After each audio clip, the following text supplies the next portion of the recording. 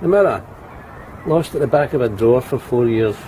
I thought it might be a good idea to fit it, to see what lies behind, without having to crick my neck. And lo and behold, what do I see?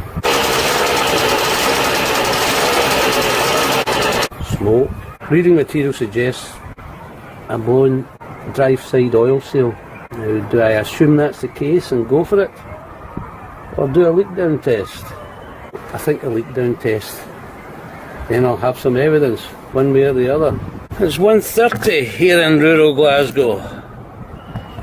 The early morning rain has moved on. We now have a bright and breezy, sunny day. I'm luckier than many in these strange times. I have a nice exercise yard. The barbed wire exists only in the mind. Leak down test. Last time I tried this, I took a concept from the internet and attached a piece of inner tube from exhaust manifold to inlet manifold, pumped it up with a fist pump. It pressured up enough to let me find a leak, but not much more than that. Problem being the inner tube blew up and blew up till it blew up. I like the simplicity of the concept, so I'm hoping this is going to be my new improved version. There's no need to connect the two manifolds. So I've opened up the inner tube, cut it into two rectangles, one with a valve on it, which I've already attached to this pipe. And I'm going to run some grease around this and stretch the other rectangle over it. Get an exhaust clamp on and tighten it up. I've stopped at 290. So in theory it works in the lab, and a nice little bit of PVC piping. We now have to try it in practice. Now any novice that deigns to watch this, I think this is just a simple little task. In actual fact, to achieve this, you have to take on the planet, believe it or not. As soon as you pressurise a system up or down, you create an anomaly, and the air pressure you are strolling around in is now trying from everywhere to equalise with what's inside. I could take this on a 10-mile hike, and planetary air pressure would be relentless every step of the way, trying to equalise with it. And just because I can, a short demo. Suction lifters.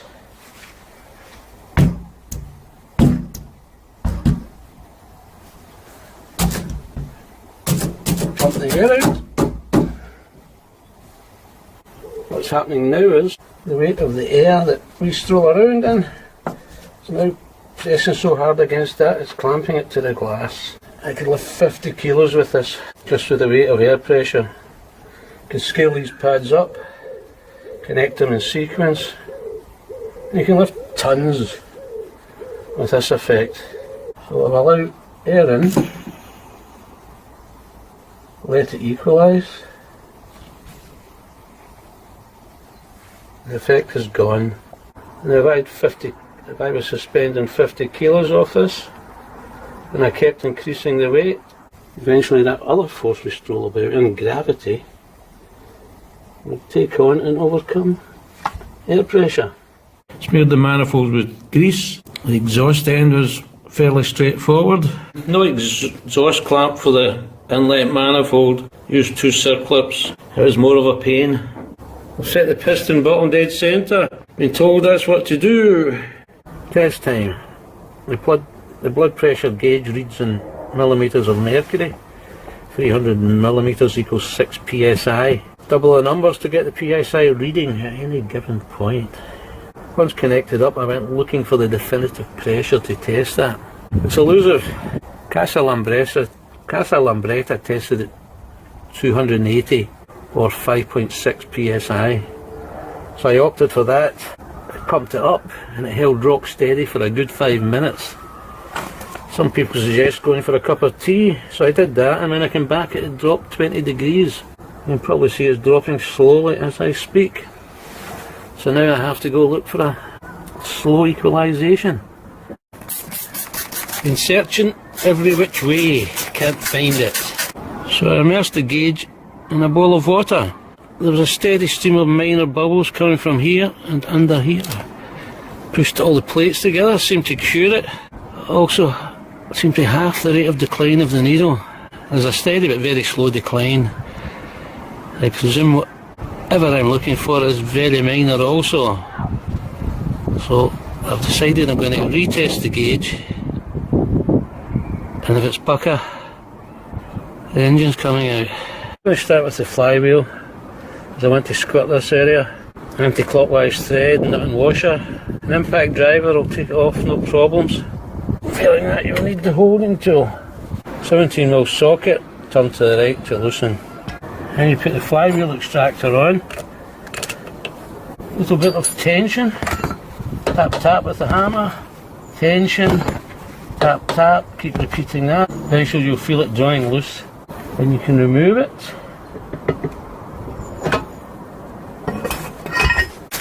And bag it. Oh, that's there. Peter. Imported. I'm going to remove the starter plate now. I've already undone the cables. Take photos, sketches, notes, whatever. Memory will fail you. Done the small bolt holding the plates that clamp it at the top. 7mm spanner. That'll let me work down and get the cables through the gap.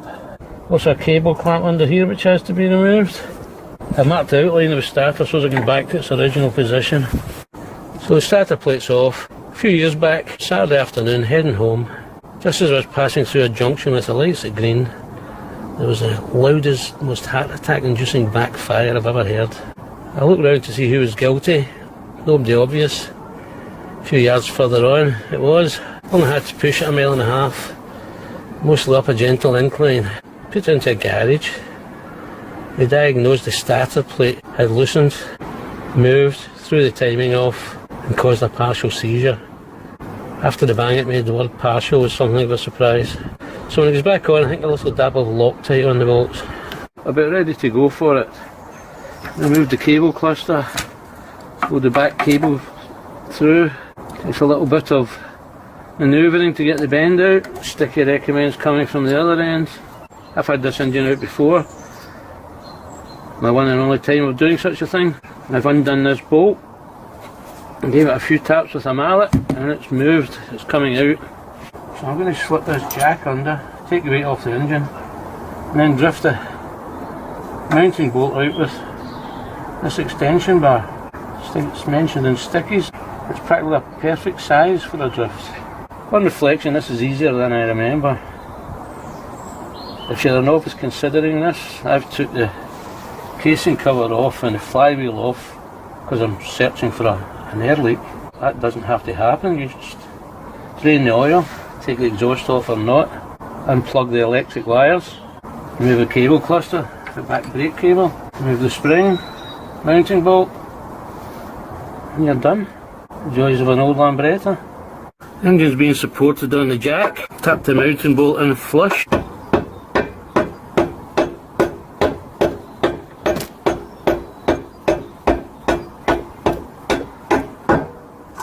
Now I must be hitting the other side. I could probably waggle it or try pulling the mounting bolt out. Mounting bolt out.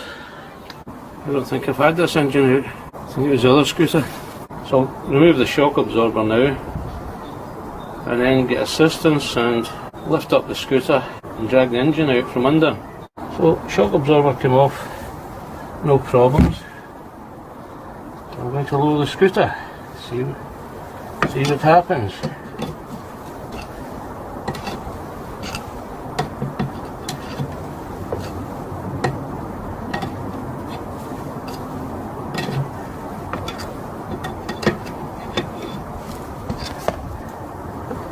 And I believe it's now sitting on the jack.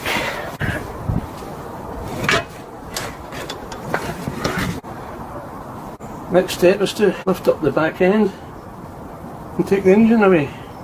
Might tie the stand to the front forks before I do that. Right, keep going.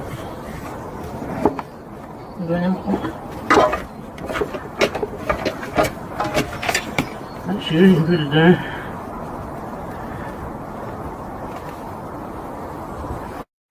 Before I go looking for the leak, I will mention another symptom of an issue, apart from the smoke. Not so long ago I replaced the drive chain and the kickstart return spring. It transformed the start up from 5, 6, sometimes more mediocre kicks to a spring into life on the first kick. Recently that had gone into reverse and I'd crept backwards to 4 or 5 kicks. Pressured up the engine, squirted soap solution everywhere, revealed nothing to me. The needle's dropping very slowly. I've since found a couple of leaks, I think. Be aware, the word novice in the title tells no lies. Take what you wish from this sequence.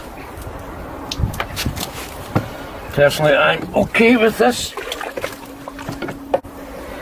When I put it in earlier, the bubbles were rising from here, seemed to indicate a leak at the base of the cylinder, but when I roll it over, it reveals it's the exhaust manifold. Now I'm okay with this because the engine's a sealed unit. I pressured it up before I immersed it. The escaping air should be preventing any ingress in the other direction. The drive side oil seal is submerged, no bubbles from anywhere else. The new improved leak down test kit seems to be working fine. I will now remove it from its bath, give it a wee blow dry, cosset it some, and hopefully it will repay me in kind.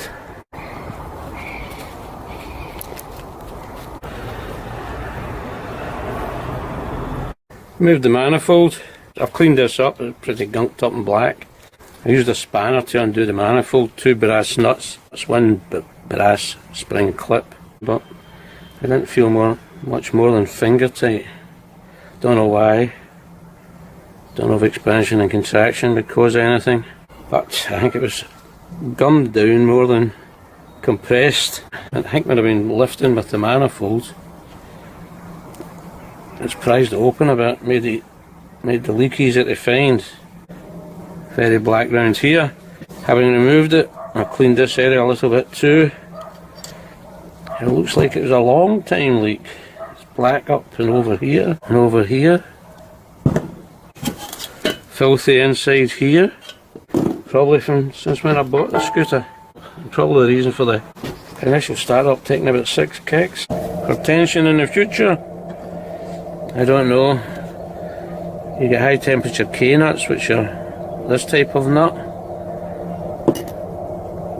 Buy another spring washer. I'm not sure we could use tab washers on this. I'm going to go over fitting a test kit. The exhaust front manifold, very straightforward. I have a 43 to 47 exhaust clamp. It's a neat fit, stretches over the rubber, stretches it down, tightens up okay. If you forgo the stainless steel bolt, these are relatively cheap online, free P&P. I'll also mention that the 43 to 47 clamp is a nice snug fit over this AF Race Speed Clubman big bore. Also this Kabam big bore. The inlet manifold was more of a pain. It's 30mm, I don't have an exhaust clamp that size. There's a ridge on the manifold about here. Tightened this one up first and then the back one. Trying to get one on the front was no use, it just kept squeezing itself off. In my first attempt, this nodule here in the circlip dug in and punctured the rubber. I ran some oil along the hacksaw blades and cut them off. If I go again, I will buy an exhaust clamp. This circlip tightened up to 32mm. You can get exhaust clamps at 31 to 34. I've removed the section with the valve on it. I left a screwdriver jammed in this overnight, stretched it a bit. It's going on a good bit easier. I'll grease it up, work on a bit more. It's a Schrader valve, by the way. Because it has a press down at the top to let air in, you have to remove the valve core. If you're doing this, just put a screwdriver in and twist it, it'll start turning it. If that's not working, put a screwdriver in either side, that'll work. If the test kit failed, plan B was to cut a flat plate out of this scrap aluminium, drill a couple of holes to fix it down, and a hole for the valve. Bond the tube to the metal, bolt it down. And for the exhaust manifold, just a blank section. 2 bolt down holes. I'm going to try this. I'll clean this a bit more, put this on with a layer of grease, pump it up and see what happens. So I've pumped up the gauge, I can get rid of the reflections. It's at 288.5 at 3:30. Time for a coffee. 40 minutes, looking from this angle. I don't think it's moved at all. I'm giving it another bath, no bubbles. Now going to buy some degreaser and scrub up the casing as best I can. So this video will probably end round about here. It'll be long-winded enough anyway. 2 things I could mention in conclusion. I presumed the assumption would be the correct call and ordered the oil sales. And when all else fails, think out the box.